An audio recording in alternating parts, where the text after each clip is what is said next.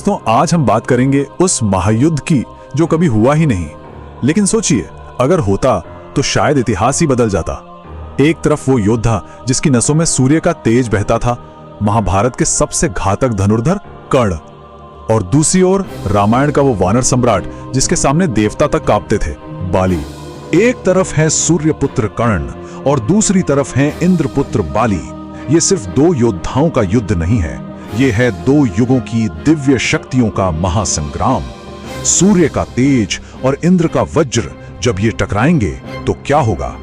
तो सवाल यही है, जब महाभारत की वीरता रामायण के अजेय वरदान से टकराएगी तो रणभूमि बचेगी भी या नहीं?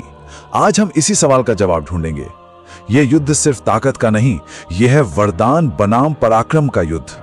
चलिए सबसे पहले मिलते हैं हमारे पहले योद्धा से, सूर्यपुत्र कर्ण। कर्ण सिर्फ एक महारथी नहीं था, वो तो जैसे रणभूमि पर चलता फिरता सूर्य का ही एक अस्त्र था। देखिए, कर्ण को जन्म से ही एक ऐसी चीज मिली थी जो किसी और के पास नहीं थी, सूर्य देव का दिया हुआ दिव्य कवच और कुंडल। ये कोई आम कवच नहीं था, ये उसे किसी भी अस्त्र शस्त्र से लगभग अजेय बना देता था। इसे भेद पाना नामुमकिन सा था। और उनके तरकश की तो बात ही क्या करें। नागास्त्र, इंद्र का दिया हुआ शक्ति अस्त्र, और तो और ब्रह्मास्त्र का ज्ञान भी था उन्हें।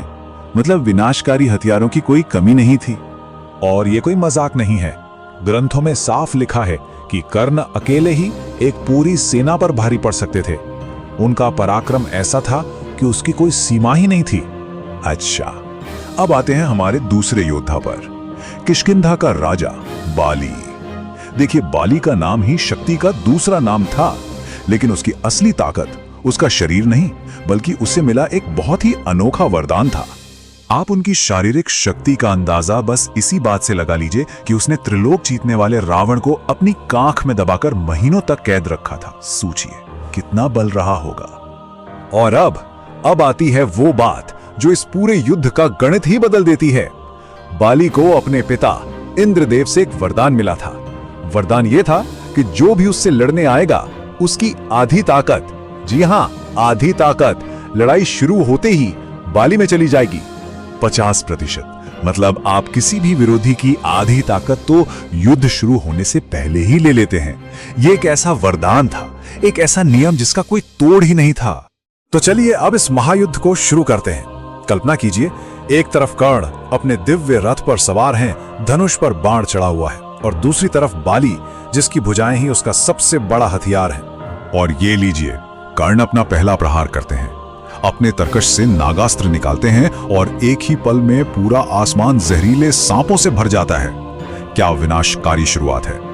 लेकिन जैसे ही कर्ण ने हमला किया, बाली का वरदान एक्टिवेट हो गया। कर्ण की आधी शक्ति और उनके नागास्त्र का आधा प्रभाव सीधा बाली में चला गया।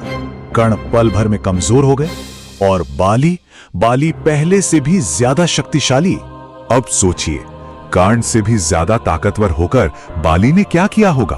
उसने एक ही छलांग लगाई और कर्ण के दिव्य रथ के टुकड़े टुकड़े कर दिए। मतलब कर्ण के ही शक्ति का इस्तेमाल कर्ण के ही खिलाफ हो गया। कर्ण अब जमीन पर हैं। वो अपना आखिरी और सबसे शक्तिशाली अस्त्र ब्रह्मास्त्र चलाने की कोशिश करते हैं, लेकिन बाली का वरदान तो लगातार उनकी शक्ति को खींच रहा है।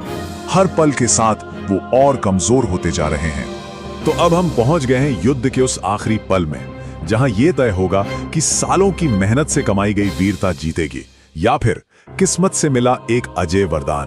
अपनी बची खुची सारी ताकत लगाकर कर्ण इंद्र का दिया हुआ शक्ति अस्त्र फेंकते हैं, लेकिन होता क्या है, हवा में ही उस अस्त्र की आधी ऊर्जा बाली में समा जाती है, और इससे पहले कि वो कमजोर पड़ चुका अस्त्र बाली तक पहुंचे, बाली अपना अंतिम और निर्णायक प्रहार कर देता है। कर्ण बिना किसी शक के दुनिया के महानतम योद्धाओं में से एक थे, लेकिन वो एक ऐसे नियम के खिलाफ लड़ रहे थे जिसे तोड़ना नामुमकिन था। तो जहां कौशल की सीमा खत्म होती है, वहां कभी-कभी वरदान जीत जाता है। तो हमारे इस विश्लेषण के हिसाब से इस अकल्पनीय महायुद्ध में कर्ण के महान पराक्रम के बावजूद बाली के उस अनोखे वरदान के कारण उसकी जीत लगभग तय थी। लेकिन यह हमें एक बहुत ही गहरे सवाल पर छोड़ जाता है। असली शक्ति क्या है?